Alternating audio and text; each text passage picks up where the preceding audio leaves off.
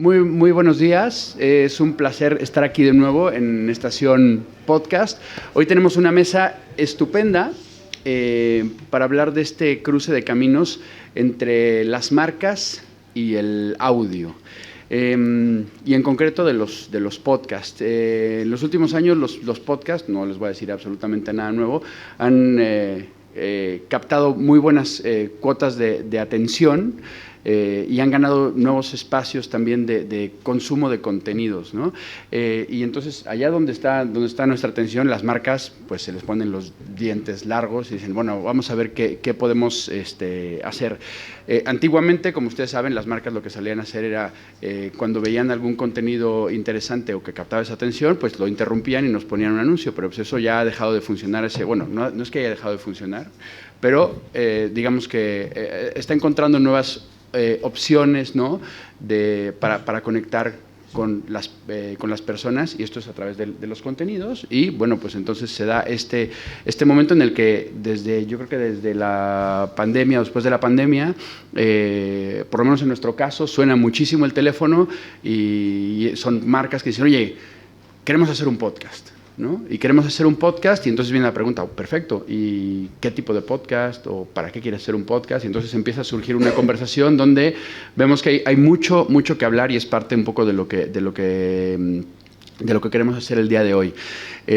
Un poco también la historia o cómo está derivando en estos momentos es que, y que tiene que ver mucho con la mesa previa, es que esas ganas de hacer podcast, por lo menos de parte de las marcas, muchas de las ocasiones se traduce o se deriva en hacer videopodcast, ¿no?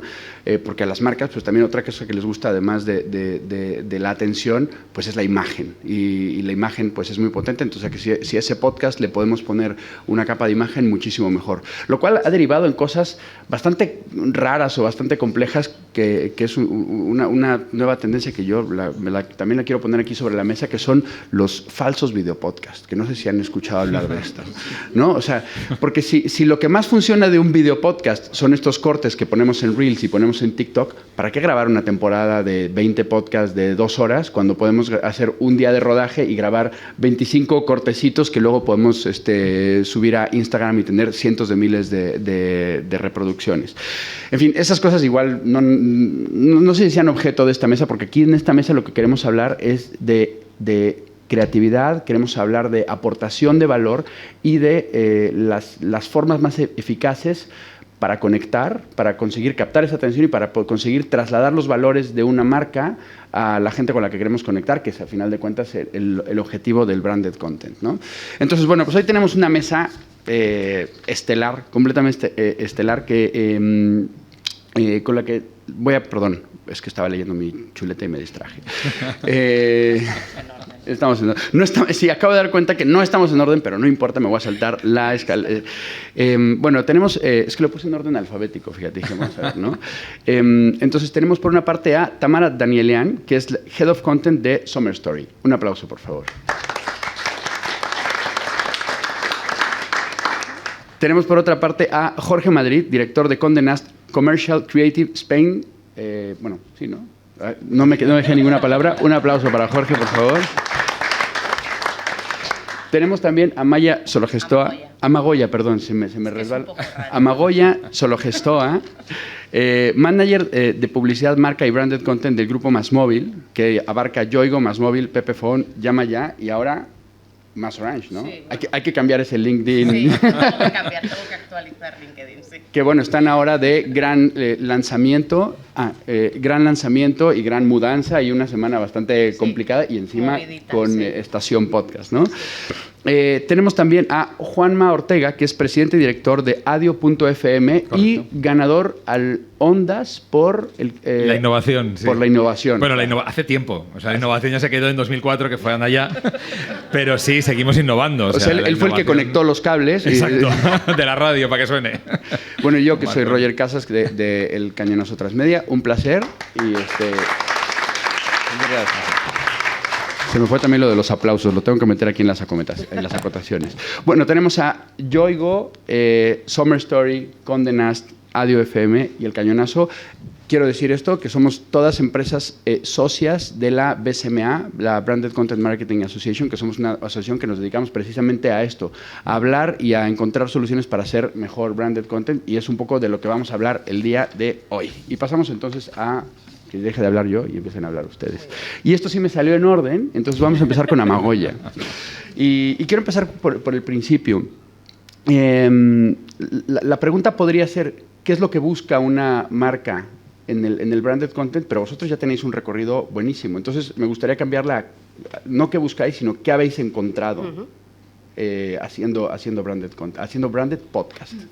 Branded podcast. Bueno, el podcast, nosotros llevamos 6 años con el proyecto Pienso lo actúo y con el podcast 2 años. O sea, hicimos un cambio de formato.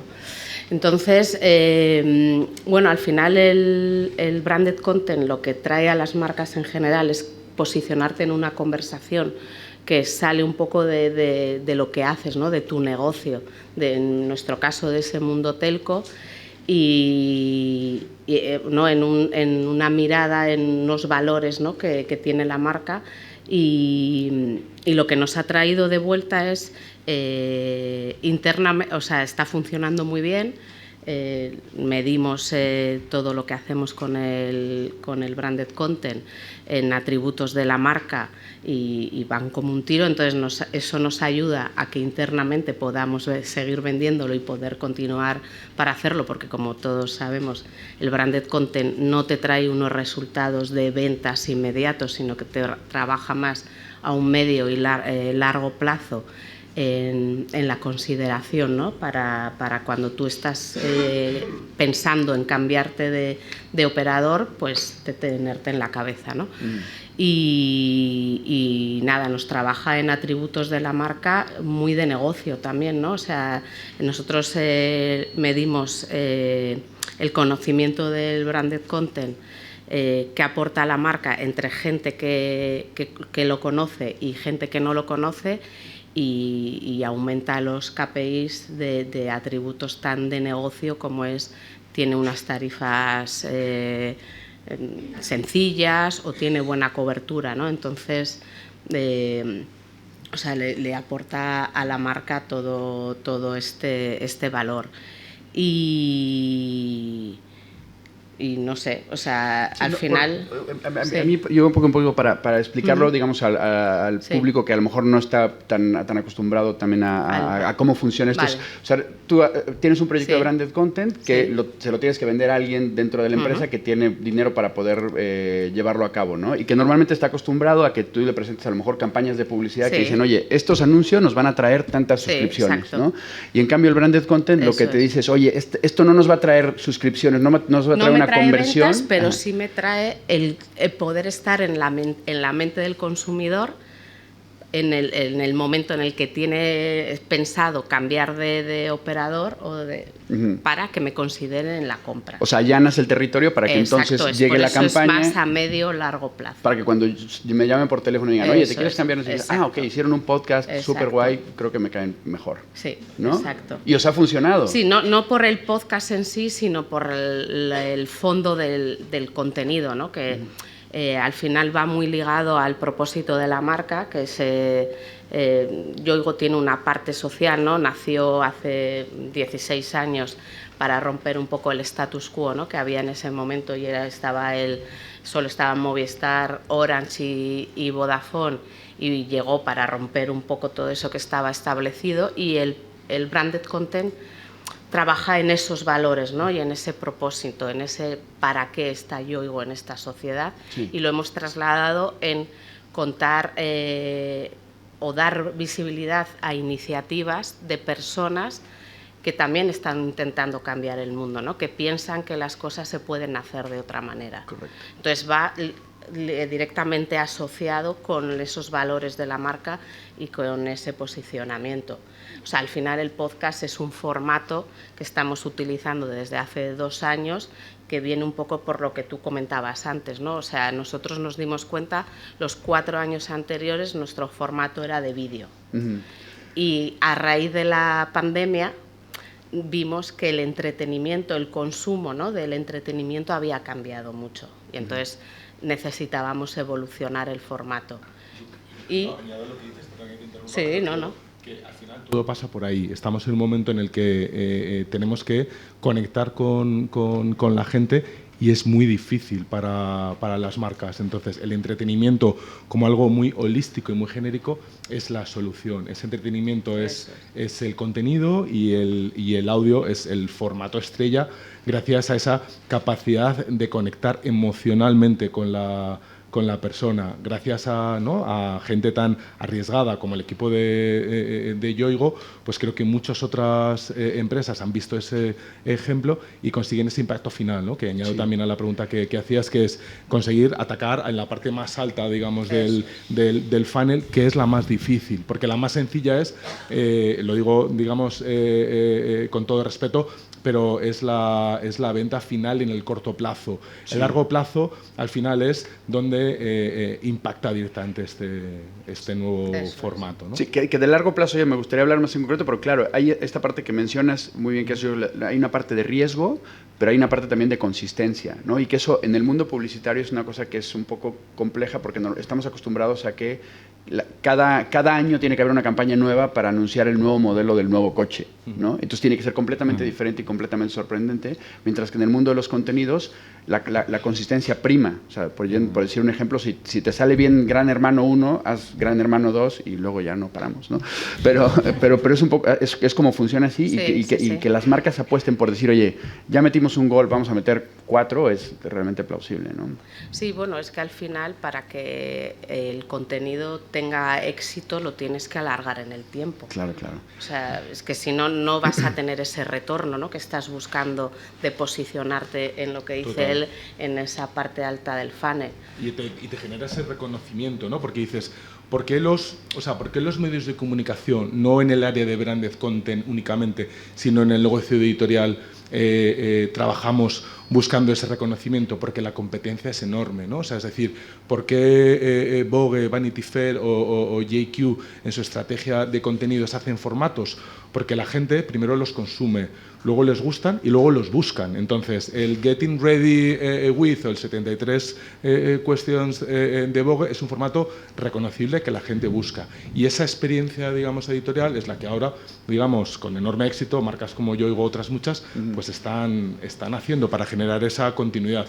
Y esto no lo podríamos hacer solo enfocado corrígeme, pero a una campaña de lanzamiento de un momento puntual. Tiene que ser algo, ¿no?, como de larga duración. Y ahí es donde está el riesgo de equipos de marketing, ¿no?, que al final toman la delantera y luego la gente, cuando recibes un brief, te dicen, quiero un Yoigo, ¿no? O sea, esto está, claro, esto está pasando, ¿no? Qué bien. Bueno, me gusta mucho que hables del tema de las referencias, porque tiene que ver con la siguiente pregunta que le quería hacer a Tamara, porque estos ejemplos que se nos quedan en la mente luego marcan mucho las tendencias de lo que se quiere hacer, y esto tiene que ver mucho con que creo que las marcas tienden a apostar por formatos más conversacionales. En 2020, 2021, la llamada era quiero un estirando al chicle, ¿no? que bueno, tiene que ver con muchas cosas y es complicado. Pero digamos que la tendencia de las marcas es conversacional. Sin embargo, en Some Stories están apostando por el podcast narrativo. Sí, totalmente. A ver, antes que todo, es una gran oportunidad para las marcas apostar también por formatos en donde las historias también sean los protagonistas, sobre todo porque hay un contexto en donde se está dando todo también para ganar. Por una parte, tenemos a una audiencia que escucha lo que son los podcasts de ficción, que ya está, digamos, consolidada dentro de plataformas como pueden llegar a ser Spotify. Por otra parte, tenemos un tipo de contenido en cuya oferta también es poca, es decir, no abunda, no hay tantas ofertas de podcast de ficción como los puede haber de la parte conversacional.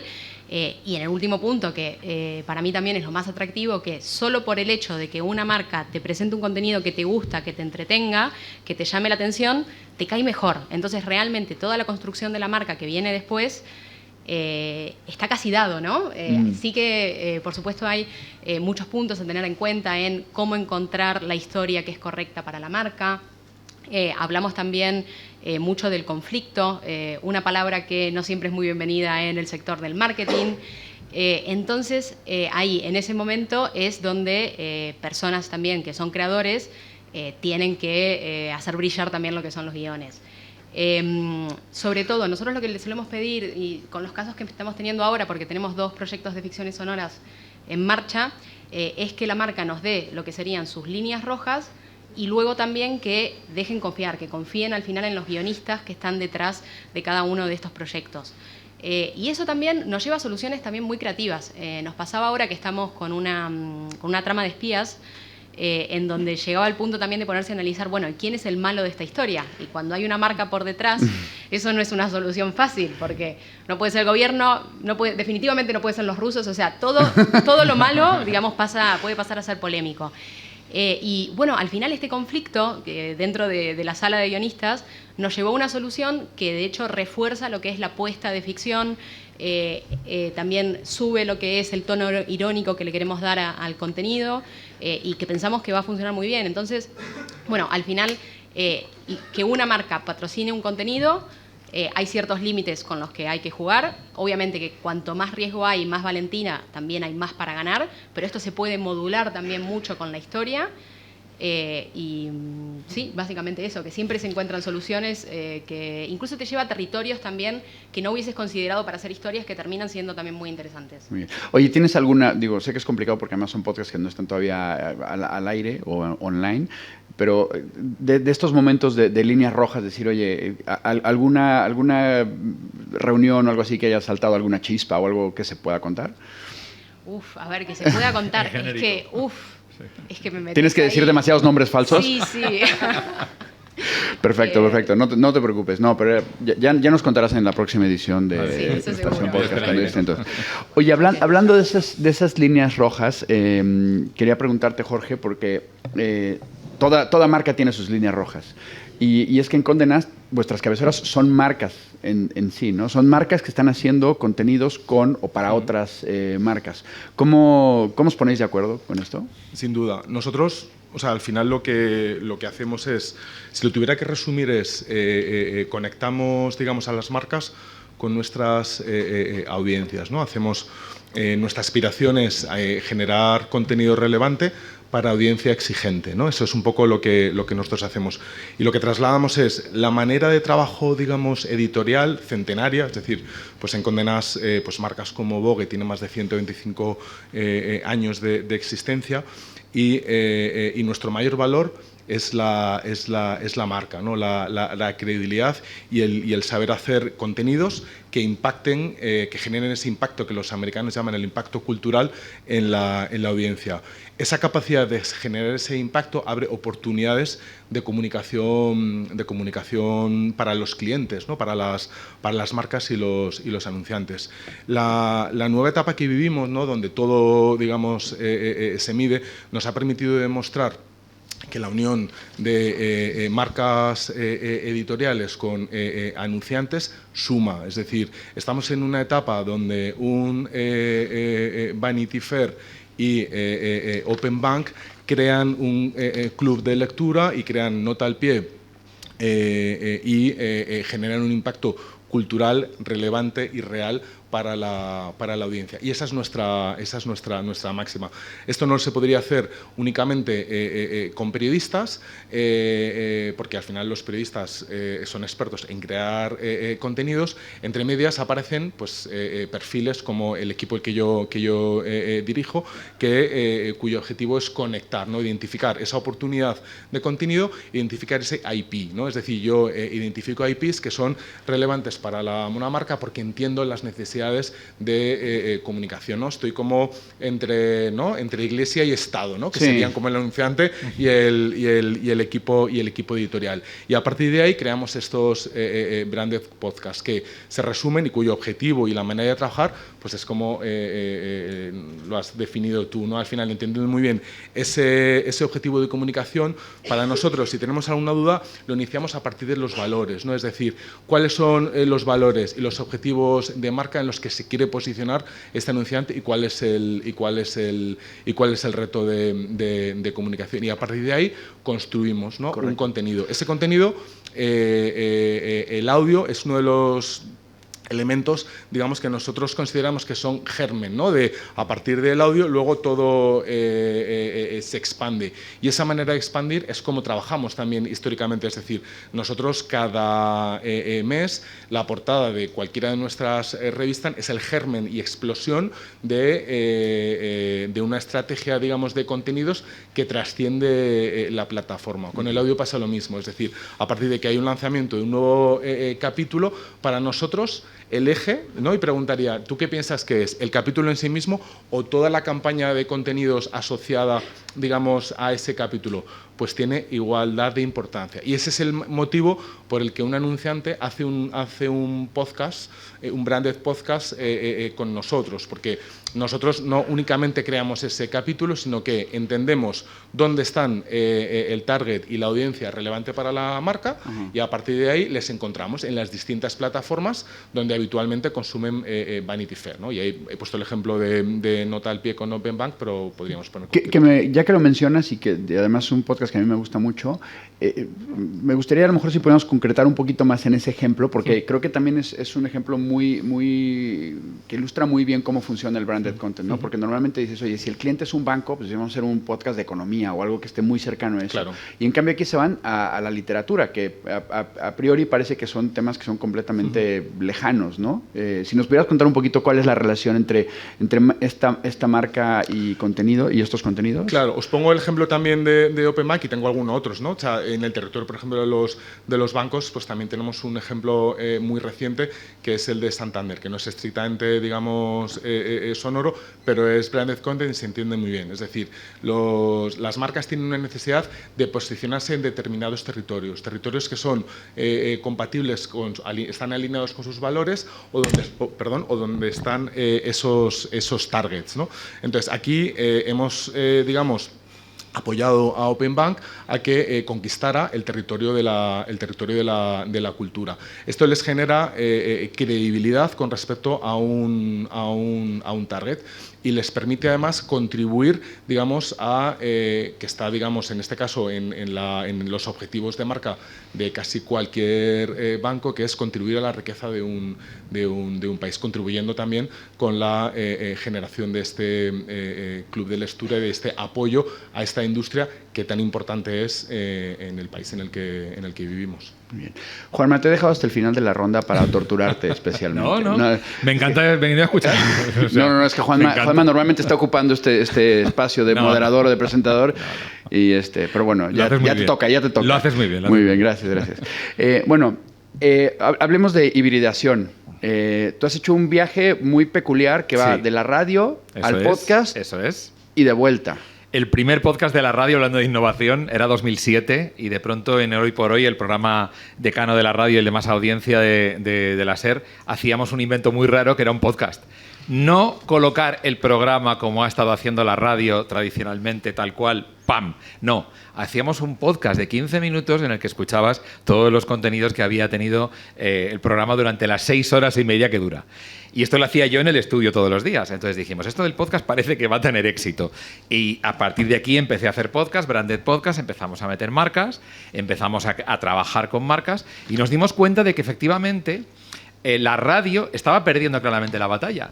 Porque como tienen el problema de que son transatlánticos, unos costes estructurales tremendos, solamente de luz lo que pagan, imagínate, más luego las estructuras, los edificios, más jefes que... En un sitio donde hay más jefes que personas haciendo radio, malo.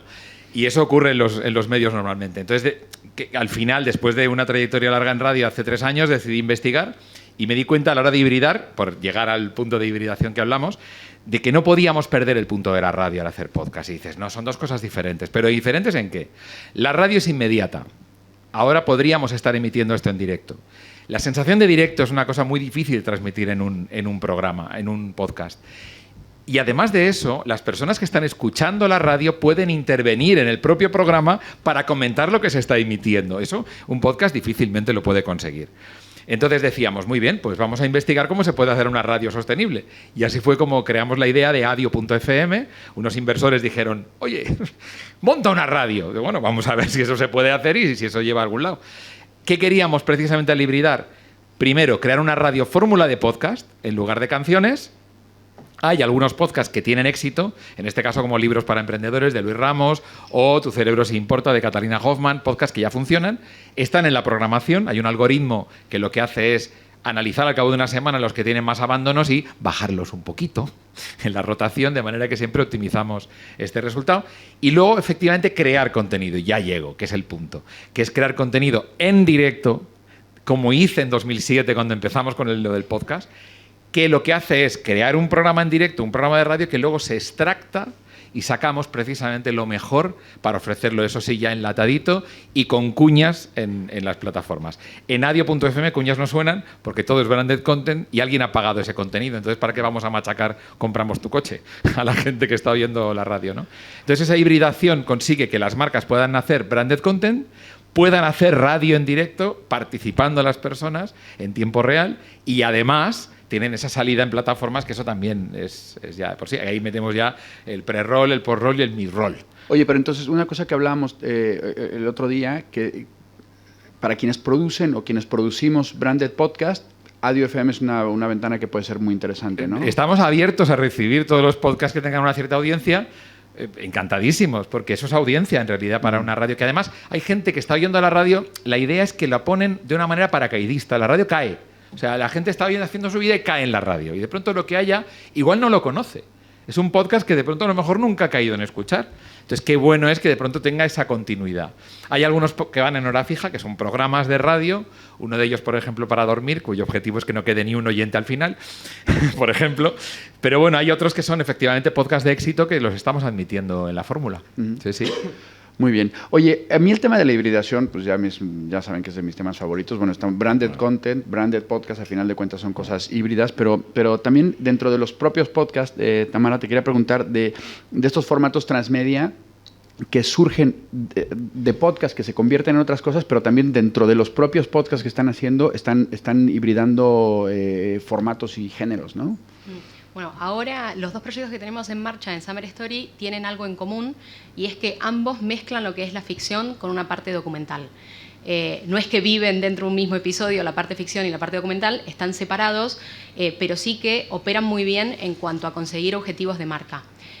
Básicamente, por una parte tenemos una historia que tiene que tener muchísimo valor de por sí, que tiene que ser atractiva, que al público le tiene que gustar, y que para la marca el objetivo que hay ahí es despertar el interés, la curiosidad sobre algo que le interese a la marca. Puede ser dar conciencia sobre un problema que hasta ahora no se conocía, presentar también desde un punto técnico un nuevo producto.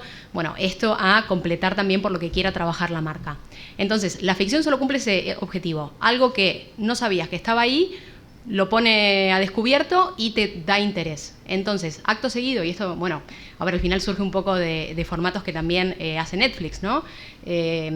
Básicamente, una vez que tenés la ficción completa, hay un disparador en una parte documental que te da la solución a la pregunta que te venías haciendo mientras estaba escuchando la ficción.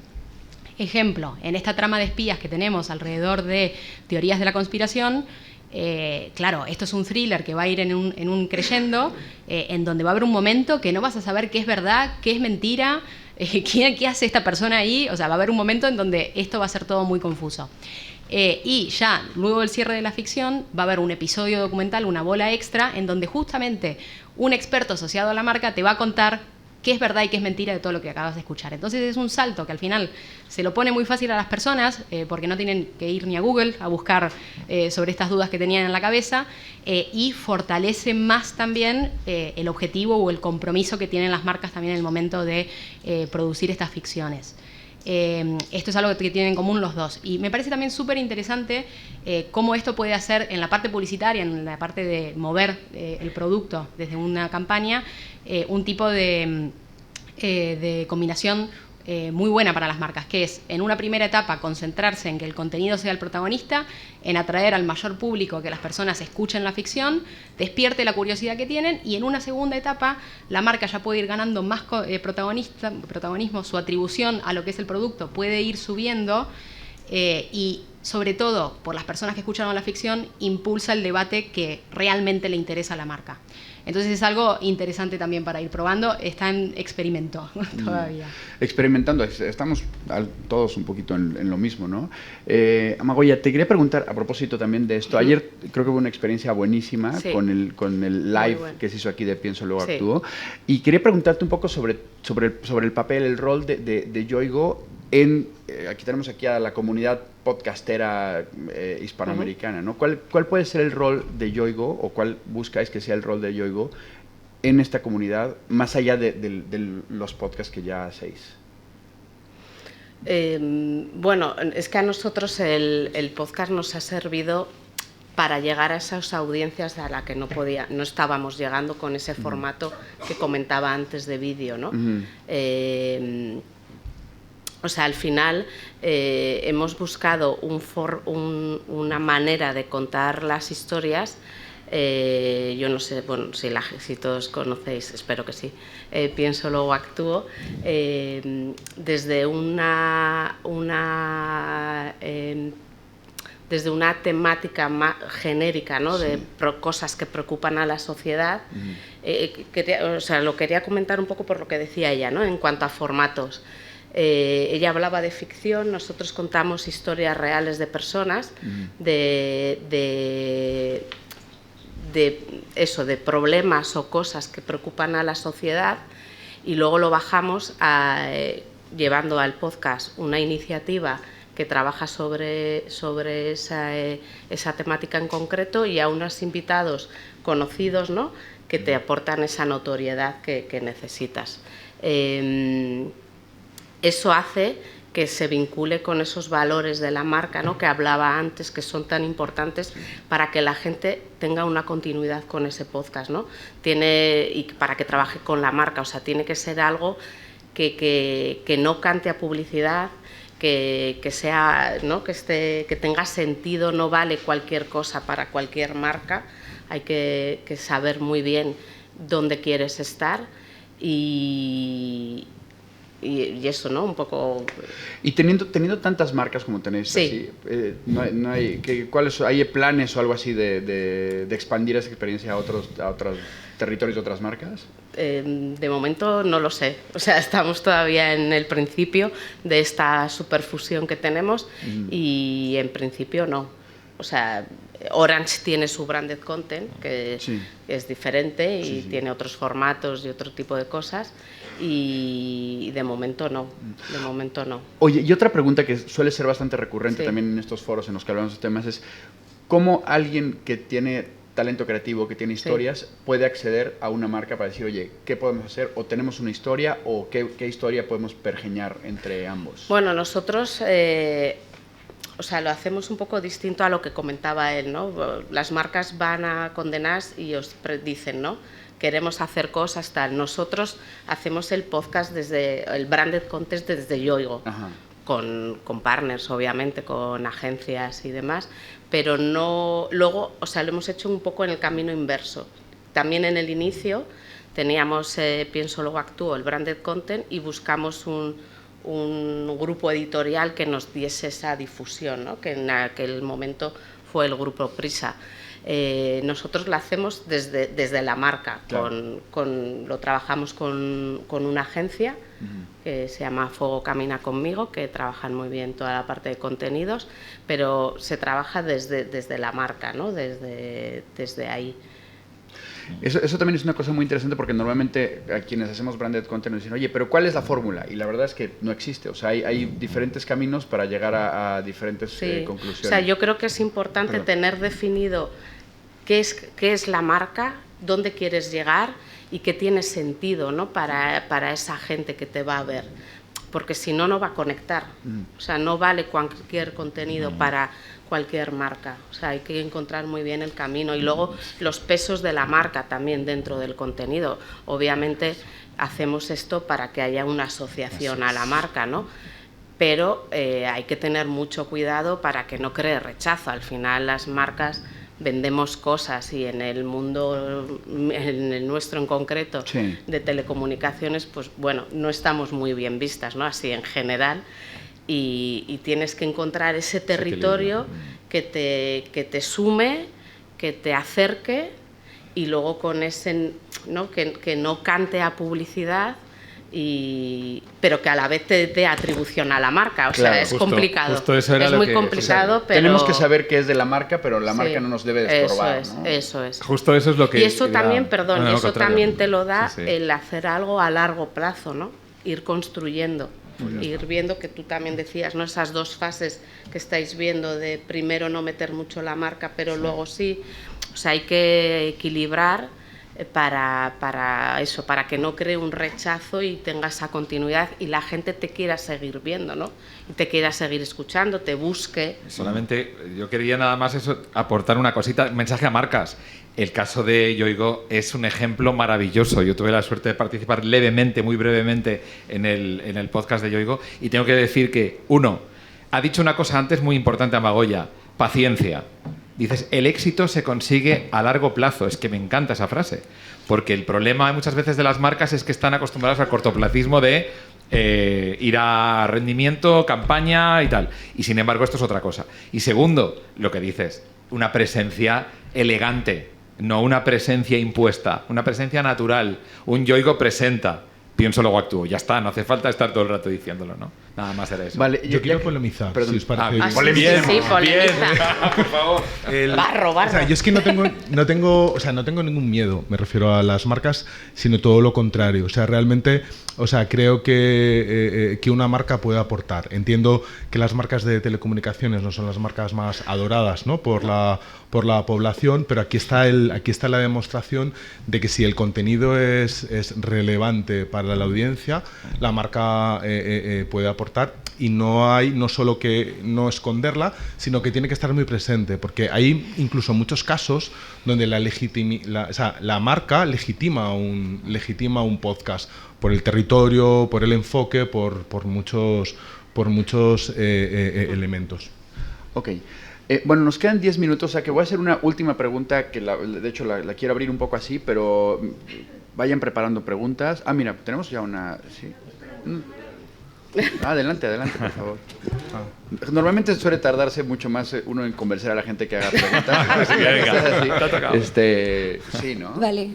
Ok, muchas gracias. Mi pregunta es...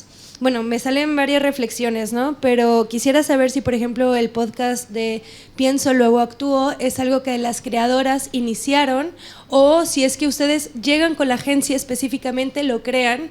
Y en ese sentido, si es así, hemos visto, por ejemplo, antes que plataformas crean podcast y después se crea una audiencia que está muy fidelizada, pero después ya no siguen, ¿no? Y me interesaba mucho la pregunta que hacías hace rato, Roger, sobre el compromiso también dentro de la industria del podcasting, ¿no? O sea, ¿qué miradas hay? ¿Es un plan para un año? ¿Es un plan para 5? ¿Es un plan? O sea, ¿qué se construye después de eso?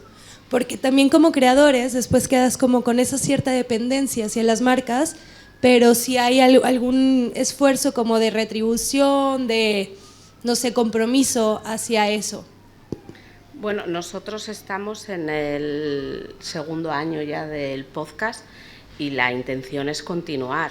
También hay que ver un poco cómo va evolucionando todo, ¿no? Porque, como decía antes, nosotros teníamos un formato de vídeo y lo cambiamos y lo evolucionamos porque lo que la gente empezaba a consumir, ¿no? El consumo del entretenimiento también cambió. La pandemia marcó ahí, ¿no? Veíamos muchas más series, o sea, ahí hubo un cambio total, ¿no?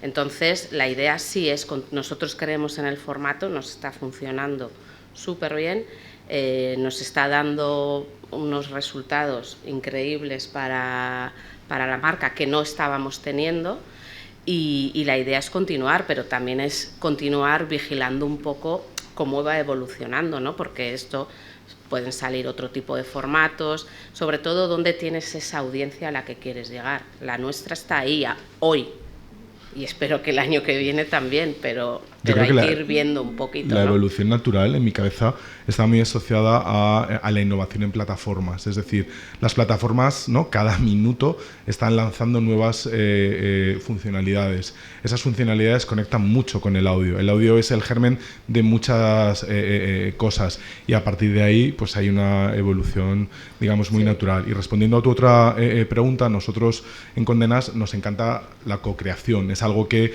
hacemos desde el inicio de la creación de cada una de nuestras marcas, igual que co-creamos con grandes fotógrafos, escritores, filósofos o videógrafos, también lo hacemos con creativos y con creativos que nos proponen proyectos de audio.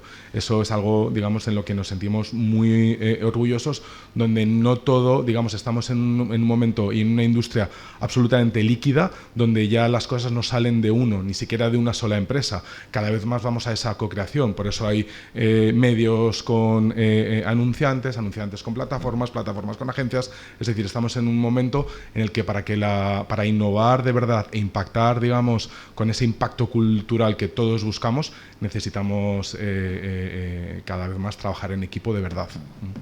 Sí, con diferentes perfiles, ¿no? Nosotros lo trabajamos con una agencia, que es una agencia de publi, de contenidos también, pero dentro de su equipo tienen perfiles distintos, ¿no? O sea, hay un perfil más editorial, hay los creativos, o sea, se trata de formar un equipo que nosotros que venimos de hacer publicidad ¿no?, tradicional, pura y dura, pues que sea más amplio, que haya otro tipo de perfiles, ¿no?, y trabajar con ellos. Nosotros lo trabajamos con eso, lo hemos creado con la agencia y las presentadoras, que no sé si te refieres a ellas cuando decías las creadoras de contenido, o sea, las elegimos teniendo un poco en cuenta la temática que tratamos, que es una temática social y por lo tanto es un poco, bueno, hay que tener, ¿no?, un poquito de cuidado de cómo se tratan las cosas y, por ejemplo, elegimos a Mónica Carrillo porque tiene esa parte, ¿no?, de fiabilidad, una persona, una periodista con muchos años ¿no?, ahí en la televisión, y a Andrea Compton porque tiene esa parte, ¿no?, más fresca, más de redes sociales y que nos iba a acercar a un público más joven, ¿no?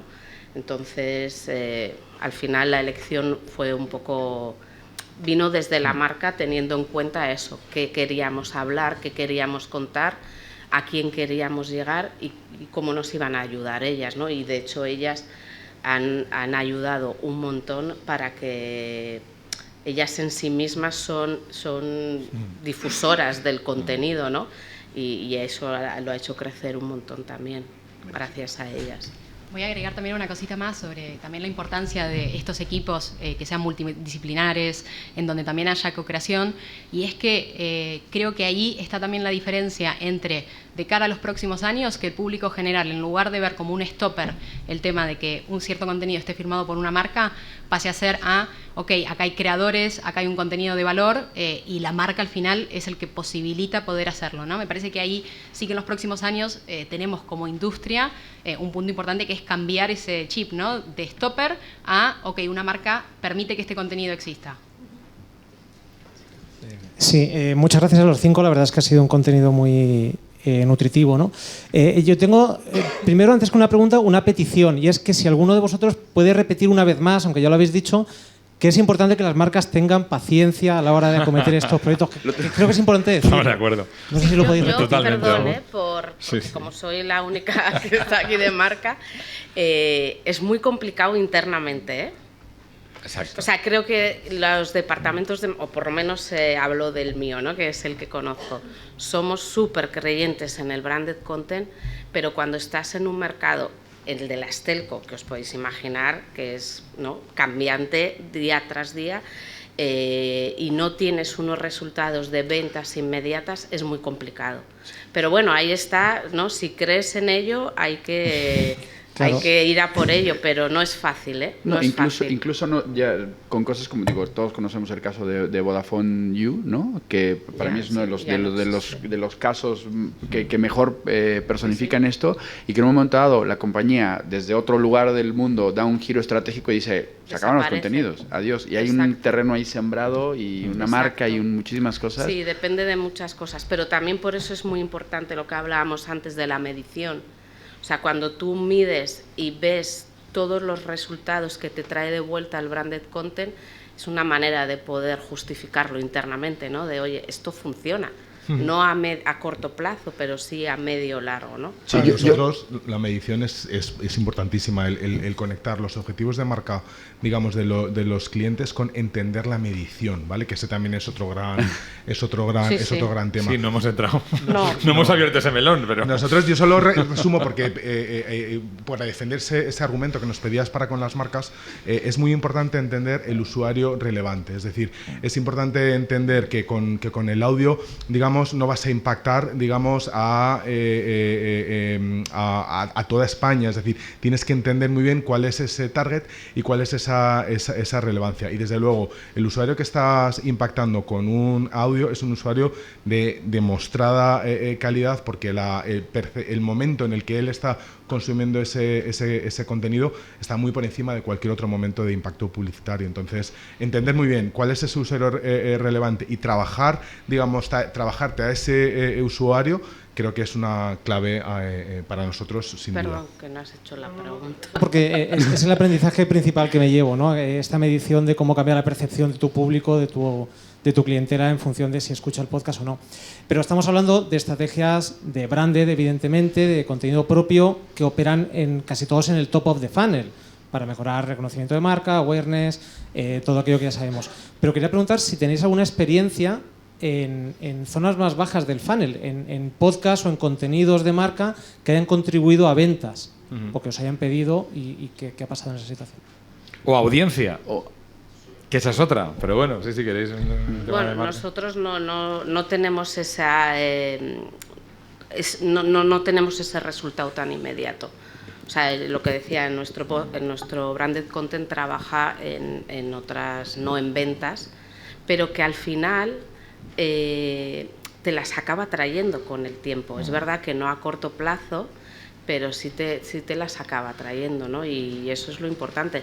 O sea, un poco, no he entrado en el detalle, pero lo que nos pasa a nosotros cuando medimos Pienso, Luego Actúo es que te cambia la percepción en atributos tan de negocio, eso, como es tengo una buena cobertura, que igual nos lo aumenta en un 200%.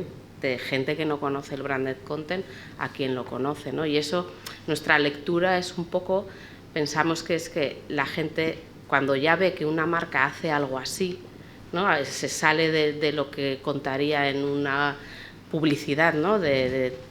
Cuando se sale de eso y además nosotros tenemos ese contenido más social, ¿no? Que está más elevado, piensa que los básicos, o sea, que su cobertura, que sus tarifas, que lo que tiene que hacer bien, ya lo hace bien.